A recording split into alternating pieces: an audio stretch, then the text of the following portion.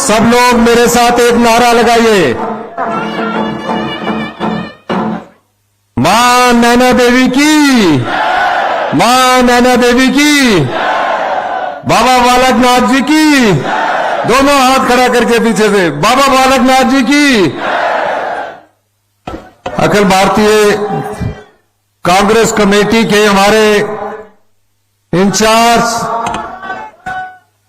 माननीय श्री राजीव शुक्ला जी,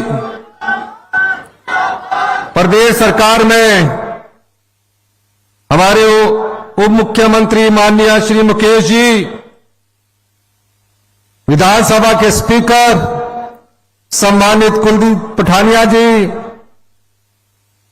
हमारी प्रदेश कांग्रेस कमेटी की अध्यक्षा सम्मानित प्रतिभा सिंह जी, हमारे एआईसीसी के इंचार्ज चेतन चौहान जी, विदित चौधरी जी, मंच पर सभी सम्मानित मंत्रीगण, विधायकगण, चीफ सेक्रेटरी महोदय, डीजीपी साहब, सभी सम्मानित विधायक, वाइस चेयरमैन और प्रदेश के विभिन्न जिलों से आए कांग्रेस के कर्मठ कार्यकर्ता, 2 वर्ष पूर्व हिमाचल प्रदेश में आपके आशीर्वाद से कांग्रेस की सरकार बनी। मैं धन्यवाद करना चाहूंगा इस मंच के माध्यम से, राजीव शुक्ला जी हमारे इंचार्ज थे और जिस प्रकार से राजीव शुक्ला जी ने, श्रीमती प्रियंका गांधी जी ने और राहुल गांधी जी ने जिस प्रकार ताबड़तोड़ रैलियां हिमाचल प्रदेश में की, उनके आशीर्वाद से हिमाचल की जनता ने कांग्रेस को सरकार बनाने का मौका दिया। 11 दिसंबर 2022 को जब मैंने मुख्यमंत्री के पद की शपथ ली, 40 साल का मैंने अपने राजनीतिक जीवन में संघर्ष किया। जिस भी यौवन काल में मैं गया, चाहे वो छात्र जीवन था, चाहे वो युवा कांग्रेस थी, चाहे प्रदेश कांग्रेस था, चाहे काउंसलर का जीवन था, कांग्रेस पार्टी ने हमेशा मुझे महत्वपूर्ण पदों से नवाजा। और 11 दिसंबर 2022 को आप जैसे परिवार से निकला एक आम व्यक्ति, जिसके परिवार में कोई राजनीति की ABCD नहीं जानता था, एक किसान, एक कर्मचारी का बेटा, जब मुख्यमंत्री की पद की शपथ ऐतिहासिक रिज मैदान से लेता है, उस दिन उसके मन में एक भावना थी कि हम आने वाले समय में हिमाचल प्रदेश को आत्मनिर्भर बनाएंगे। ये 2 साल का कोई जश्न नहीं है, ये एक समारोह है। जश्न तो उस दिन मनाया जाएगा जब 2027 में हिमाचल प्रदेश आत्मनिर्भर होगा।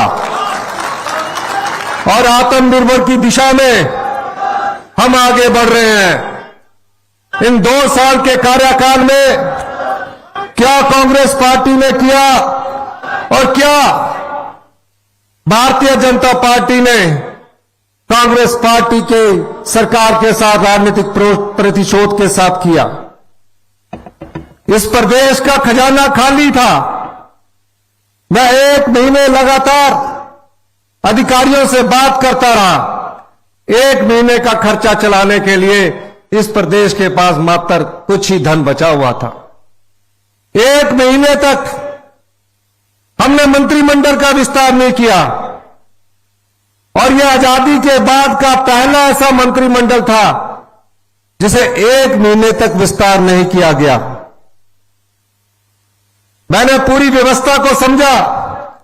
कुछ लोग टिप्पणियां करते थे कि कभी मंत्री नहीं रहा, कभी चेयरमैन नहीं रहा, कैसे सरकार चलाएंगे। मुझे मंत्री बनने का भी मौका मिला, CPS बनने का भी मौका मिला, चेयरमैन बनाने के लिए भी मौका मिला। मैं 20 साल MLA रहा, लेकिन जब भी मुझे मौका मिलता मैं किसी न किसी संगठन का अध्यक्ष था। मैंने निश्चय किया कि अगर मैं सत्ता में रहूंगा तो संगठन के साथ न्याय नहीं कर सकूंगा, और मैंने कभी भी सरकार में कोई ओहदा नहीं लिया। और इस महान कांग्रेस पार्टी ने माननीय श्री राहुल गांधी जी ने, श्रीमती प्रियंका गांधी जी ने, श्री सोनिया गांधी जी ने, खड़गे जी ने और माननीय श्री राजीव शुक्ला जी ने मुझे 11 दिसंबर 2022 को मुख्यमंत्री बनने का मौका दिया। आज मैं मुख्यमंत्री के पद पर बैठकर हिमाचल की जनता के सामने कुछ बातें करना चाहता हूं। जिस प्रदेश का आर्थिक खजाना खाली हो, जहां कर्ज की लिमिट को सीमित कर दिया जाए, हमने उस चीज की कभी परवाह नहीं की। कैबिनेट का विस्तार होता है, कैबिनेट के विस्तार में जो हमने 1,36,000 सरकारी कर्मचारियों को कहा था कि हम आपको ओल्ड पेंशन स्कीम देंगे, हमने किसी प्रभाव को न करते हुए, केंद्र के दबाव के भी प्रभाव को न करते हुए, हमने 1,36,000 कर्मचारियों को ओल्ड पेंशन स्कीम दी। उसके बाद हम धीरे धीरे आगे बढ़ते गए। इतिहास की सबसे बड़ी आपदा का सामना हिमाचल प्रदेश की जनता ने किया। भयंकर तबाही, तबाही का ऐसा मंजर था कि हर जगह त्राहिमाम मचा हुआ था। 8 अगस्त को मैं कुल्लू पहुंचता हूं। कुल्लू पूरा डिस्ट्रिक्ट कर चुका था। मेरी साथी सुंदर ठाकुर और भूपेश कौर जी से बात हुई। पिछले 2 दिन से बिजली नहीं है, पीने की पानी की योजनाएं सब बह गई है। सभी मंत्रिमंडल के सदस्यों को कुल्लू बुलाया गया।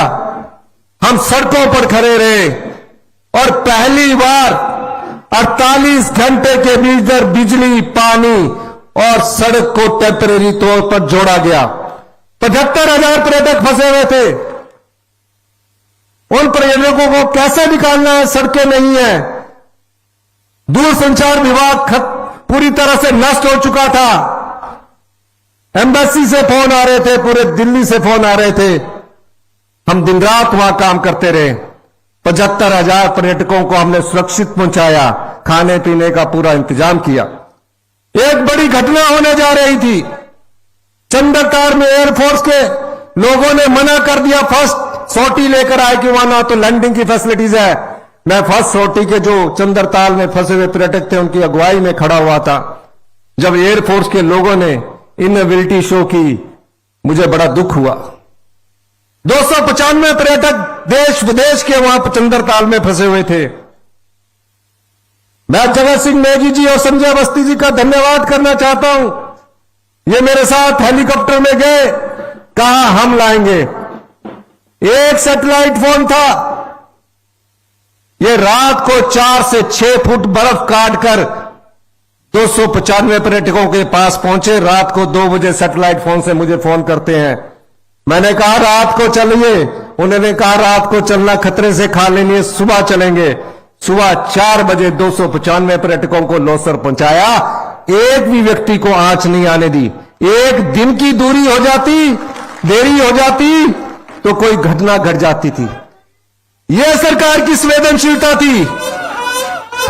यह सरकार की संवेदनशीलता थी। जब मैं विभागों की मीटिंग लेता था, मैं सोचता था हिमाचल प्रदेश की जो संपदा है वो गांव के किसान तक नहीं पहुंच पा रही है, आम आदमी तक नहीं पहुंच पा रही है, महिलाओं के सम्मान तक नहीं पहुंच पा रही है।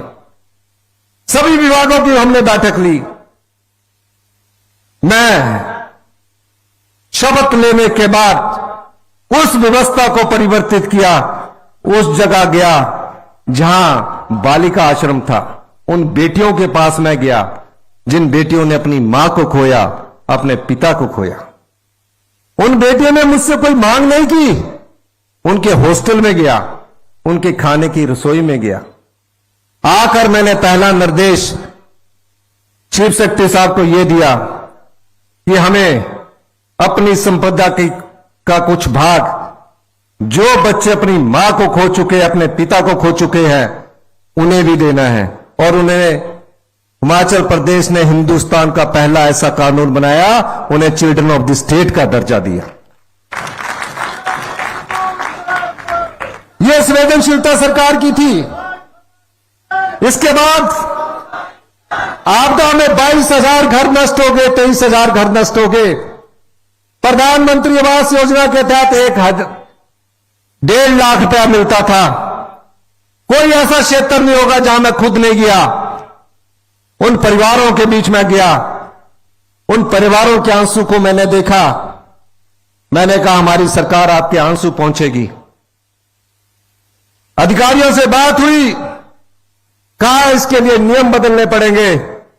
1.5 लाख से ज्यादा हम प्रधानमंत्री आवास योजना या हमारी हिमाचल प्रदेश की आवास योजना के अंतर्गत हम नहीं दे सकते। मैंने कहा मैं जानता हूं हिमाचल प्रदेश में एक घर बड़ी मुश्किल से बनता है। दिन रात की मेहनत की कमाई उस मकान बनाने में लग जाती है या बच्चों की पढ़ाई में लग जाती है। ऐसे परिवार मिले जो मेरे साथ लिपट कर रोने लगे कि हम शाम को इकट्ठे बैठकर खाना खा रहे थे, पता लगा कि पहाड़ गिर रहा है, हम दौड़कर अपनी जान बचाकर वापिस आए, हमारे पास पीने के पानी का गिलास तक नहीं बचा और स्कूल के बच्चों की किताबें तक नहीं बची। इन परिवारों को बसाने का जिम्मा भी हिमाचल प्रदेश की सरकार का था। हमने उस जिम्मेदारी के लिए अपना आपदा राहत पैकेज 4500 करोड़ का दिया। केंद्र सरकार से हम अनुरोध करते रहे, हमें आज तक कोई भी स्पेशल रिलीफ पैकेज नहीं मिला है। यही नहीं, आपदा के बाद राहत के लिए टीमें केंद्र सरकार की आई, केंद्र सरकार की टीमों ने आपदा के बाद राहत की बात कही, लेकिन आज तक भी वो आपदा की 1 साल बीत जाने के बाद भी जो पीडीए में हमें मिलना चाहिए था वो अभी तक नहीं मिला। फिर भी हम उन चुनौतियों का सामना करते रहे और हम धीरे धीरे प्रदेश की अर्थव्यवस्था को पटड़ी पर ला रहे थे कि एक राजनीतिक चुनौती हमारे सामने आई। वो राजनीतिक चुनौती राज्यसभा के चुनाव में कांग्रेस के 6 विधायक कांग्रेस पार्टी को छोड़कर भारतीय जनता पार्टी में राज्यसभा के पक्ष में वोट डाल गए। मैं जानता हूं उस समय, और कुलदीप पठानिया जी भी यहां बैठे हैं, ये जानते हैं। जयराम ठाकुर जी विधानसभा में कहते अब इस सरकार को भगवान में नहीं बचा सकता। सवेरे ही 7 बजे गवर्नर साहब के पास चले गए, दर्जी को कोट पैंट करने का ऑर्डर दे दिया। अब जब जो भगवान को चुनौती देता, उसी भगवान ने और प्रदेश के देवी देवताओं ने और प्रदेश की जनता ने हमारी सरकार को बचाया। चुनाव हुए, हमने 6 टिकटें, कांग्रेस पार्टी की 6 टिकटों को हमने बांटा। एक ऐसी महिला को टिकट दिया जिसके अकाउंट में सिर्फ 23,000 रुपया था। और मैं कहना चाहता हूं, लोकसभा में 14% वोट का इंक्रीज हुआ और 6 सीटों में कांग्रेस पार्टी जीत कर आई। जो 3 सीटें भी हारी है वो 1,000, 2,000 और 3,000 के वोट से हारी है।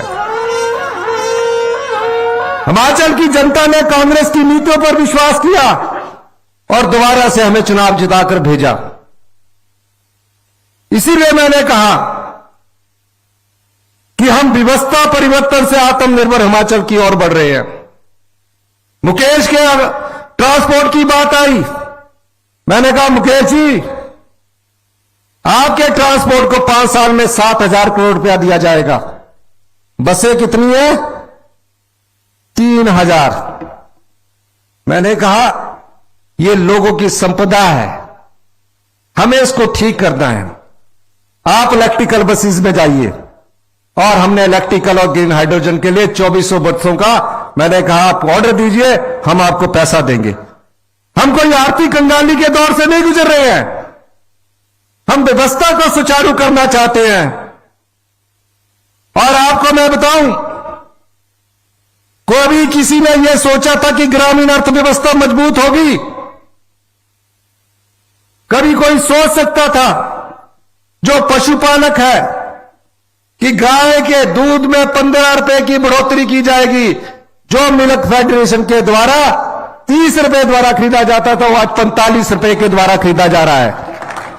भैंस का दूध 55 रुपए के द्वारा खरीदा जा रहा है। मैं रामपुर गया, कोई बड़ा कार्यक्रम नहीं था।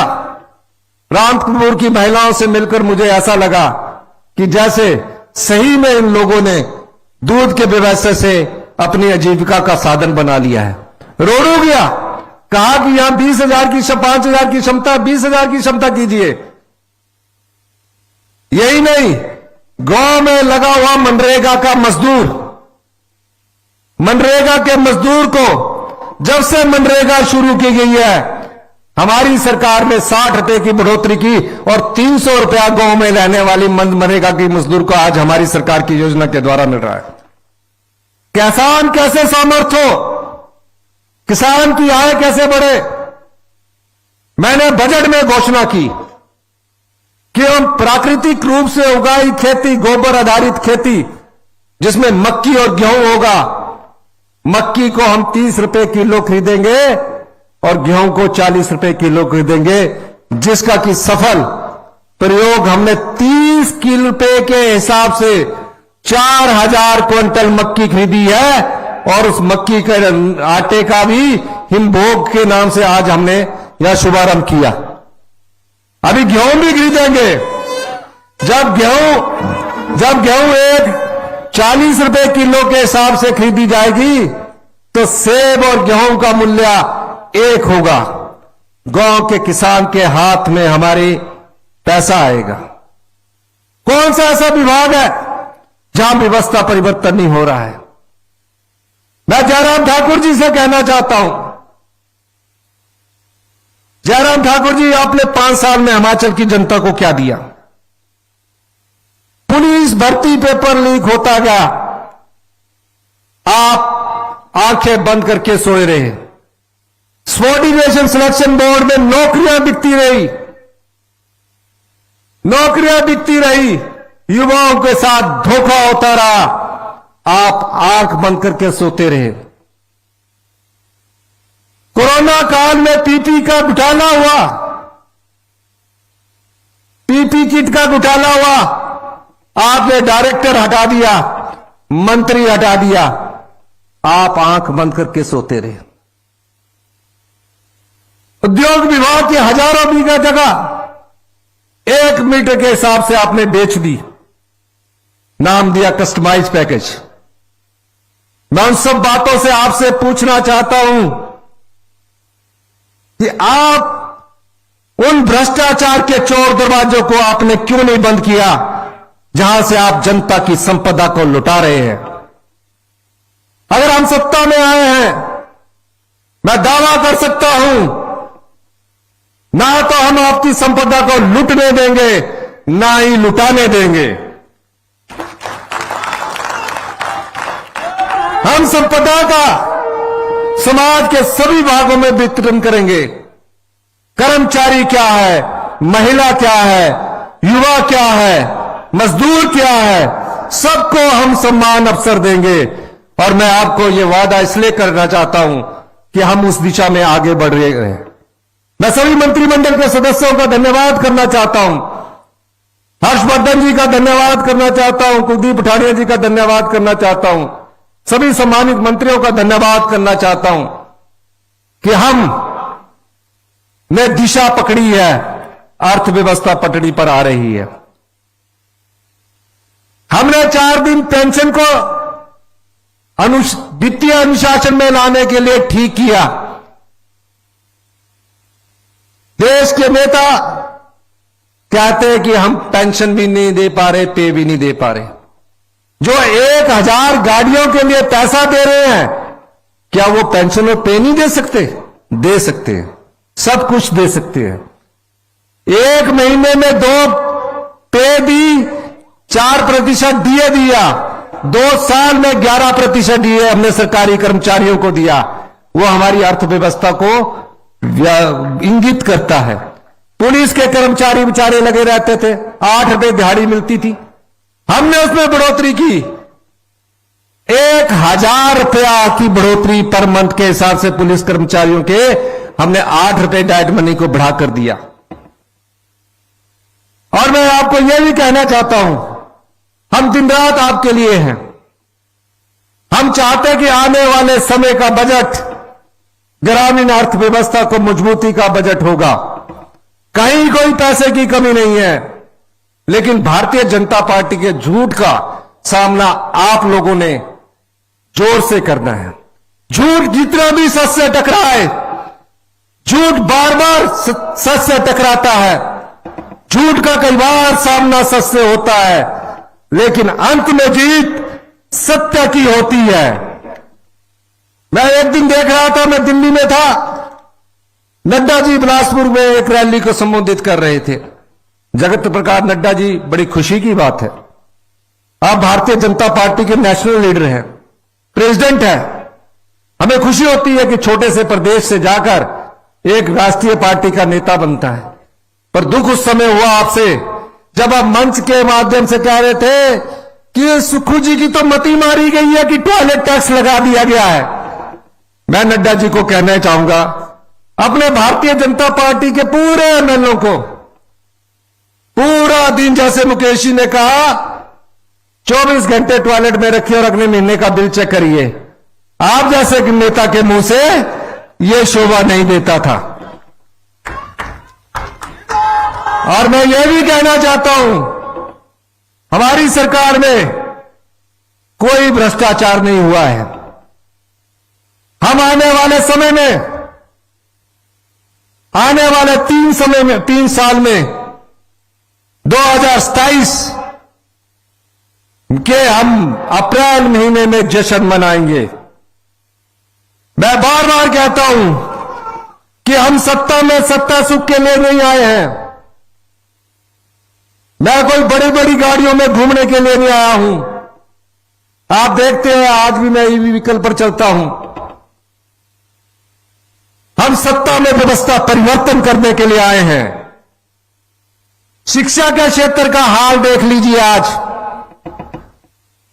शिक्षा के क्षेत्र में अगर गुणात्मक शिक्षा के क्षेत्र की बात कर ली जाए तो हिमाचल प्रदेश 21वें स्थान पर पहुंच चुका है।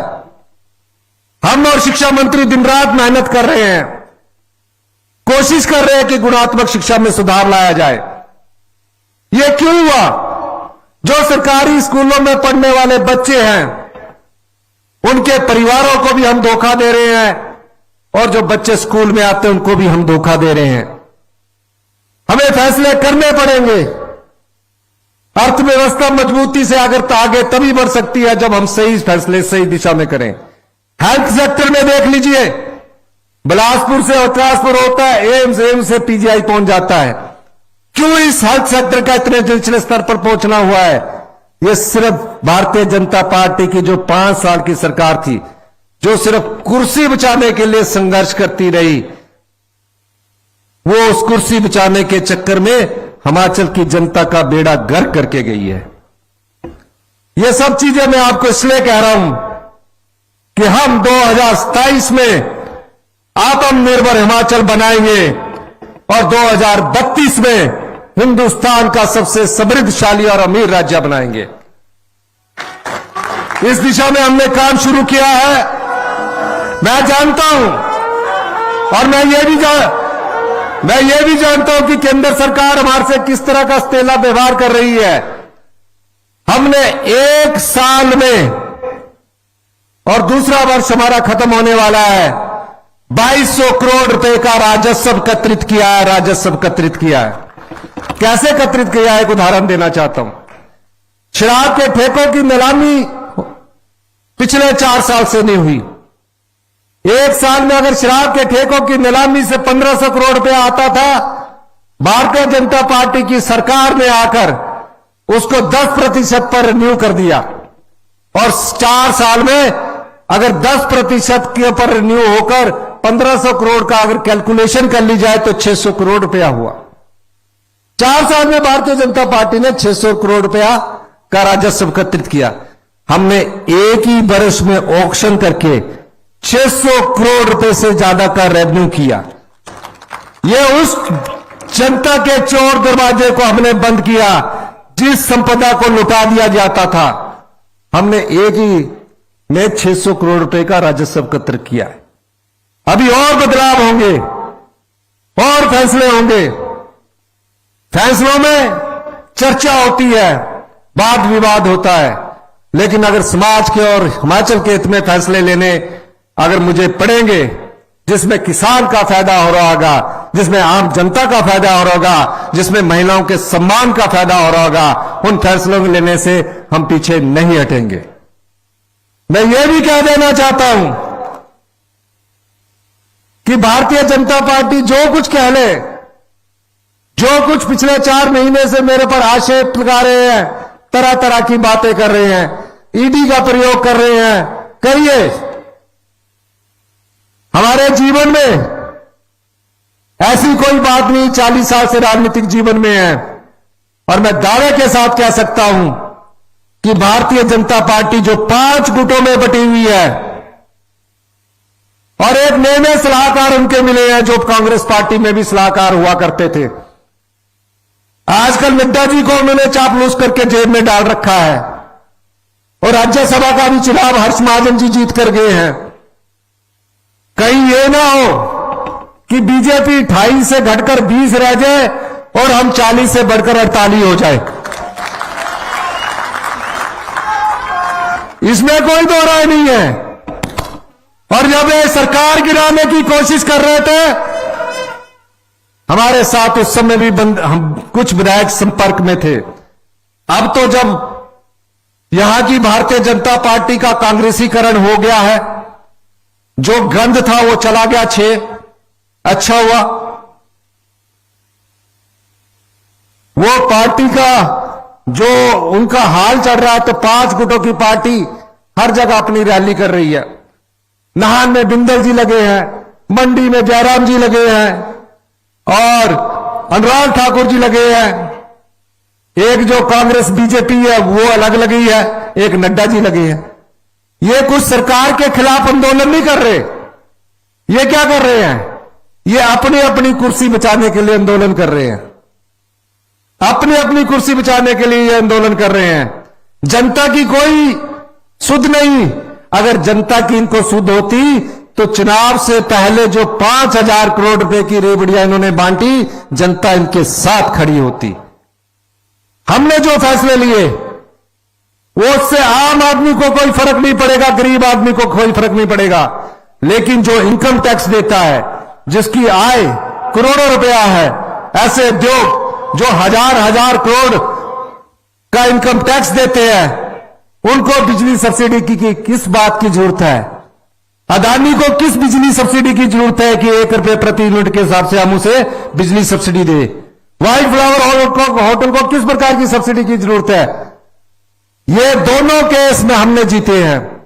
व्हाइट फ्लावर का केस भी हमने जीता क्योंकि हमारी सरकार ने सुप्रीम कोर्ट में अच्छे वकील खड़े किए।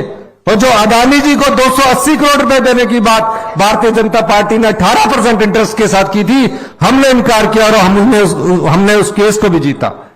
तो हमारी सरकार आप लोगों के सहयोग से भविष्य में और आप लोगों के लिए नीतियां लेकर आ रही है। आज राजीव गांधी ई टैक्सी योजना का शुरुआत किया। क्या है ये ई टैक्सी योजना?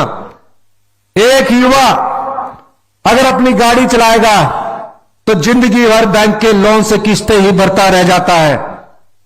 हमने कहा इलेक्ट्रिकल व्हीकल रहेगा, हम उसको 10 लाख में 5 लाख की सब्सिडी देंगे और 50,000 रुपया सरकार से हर महीने जो सरकार में विभाग में गाड़ी लगी है वहां से देंगे। आज 5 लाख से लेकर 12.5 लाख की अनुदान इन राजीव गांधी ई टैक्सी योजना वालों को हम दे रहे हैं। 23,000 विधवा महिलाओं के बच्चों को 27 साल की उम्र तक, अगर वो डॉक्टर की पढ़ाई कर रही है, 1.5 लाख रुपया, 75,000 रुपया हॉस्टल की फीस का भी हमारी सरकार उनको देगी। ये योजनाएं आत्मनिर्भर हिमाचल की ओर इंगित करती है।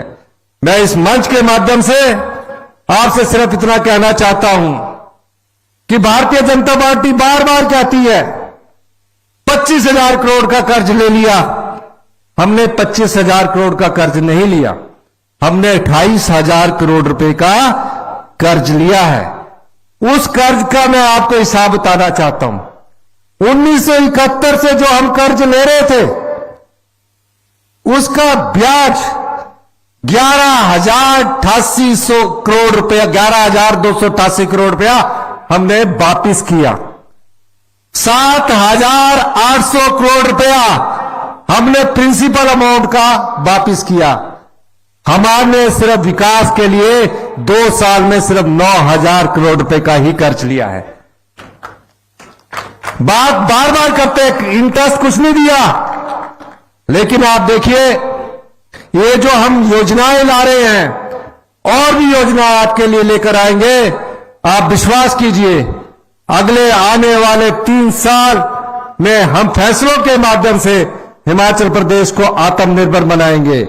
इसीलिए 2027 में हिमाचल प्रदेश आत्मनिर्भर बनेगा और 2032 में हिंदुस्तान का सबसे समृद्धशाली और अमीर राज्य होगा। अभी मैं पिछले दिनों राहुल गांधी जी से मिला। राहुल गांधी जी से मेरी चर्चा हुई। राहुल गांधी जी का सिर्फ एक ही संदेश था, संपदा सब वर्गों में समाज के सभी लोगों को मिलनी चाहिए। और मुझे खुशी है उन्होंने कुछ बिंदुओं पर मुझे कहा कि गांव के किसान के हाथ में पैसा कैसे पहुंचना है, गांव के लोगों की अर्थव्यवस्था कैसे मजबूत करनी है। अगला बजट बनने से पहले मुझसे आपने चर्चा करनी है। और ये राहुल गांधी जी की सोच है जो आज गेहूं और मक्की का मूल्य 30 रुपए और 40 रुपए किलो के हिसाब से आपको मिल रहा है। जिस नेता के खिलाफ ये बार बार कहते हैं, अगर राहुल गांधी जी ने देश का प्रधानमंत्री बनना होता तो डॉक्टर मनमोहन सिंह जी ने कई बार कहा कि आप आइए इस देश के प्रधानमंत्री बनिए। उन्होंने कहा मैं देश के प्रधानमंत्री के लिए कभी भी इस बात का इच्छुक नहीं हूं। इस समय मैं कांग्रेस पार्टी के अध्यक्ष के पद स्वीकार करता हूं। तो भारतीय जनता पार्टी वाले जो लोग उन पर टीका टिप्पणी करते हैं, उन्हें यह सोचना चाहिए जिसकी माताजी ने प्रधानमंत्री के पद को त्यागा हो, उस परिवार को पद की कोई भूख नहीं होती। इसीलिए जो योजना हिमाचल प्रदेश में लागू हो रही है वो माननीय राहुल गांधी जी की सोच से इंगित योजनाओं को हम लागू कर रहे हैं। और आने वाले समय के बजट में आप ग्रामीण अर्थव्यवस्था को देखकर आप पाएंगे कि गांव के लोगों के लिए हम योजनाएं लेकर आ रहे हैं, क्योंकि 70% ग्रामीण आबादी हिमाचल प्रदेश में निवास करती है। इन्हीं शब्दों के साथ एक बार आप सब लोगों का बहुत बहुत धन्यवाद। जय हिंद, जय हिमाचल। कांग्रेस पार्टी, राजीव शुक्ला जी, राहुल गांधी जी, प्रियंका गांधी जी, खड़गे साहब, धन्यवाद। बहुत आभार माननीय मुख्यमंत्री जी आपका। एक बार पुनः जोरदार तालियों के साथ माननीय मुख्यमंत्री जी का अभिनंदन। माननीय मुख्यमंत्री जी, बीते 2 वर्षों में जो विकास की गाथा हिमाचल में लिखी गई है उसका संकलन कर सूचना एवं जनसंपर्क विभाग ने एक विकास संकलन तैयार किया है। आपसे अनुनय है अपने करकमलों से कृपया इसका विमोचन करने के लिए।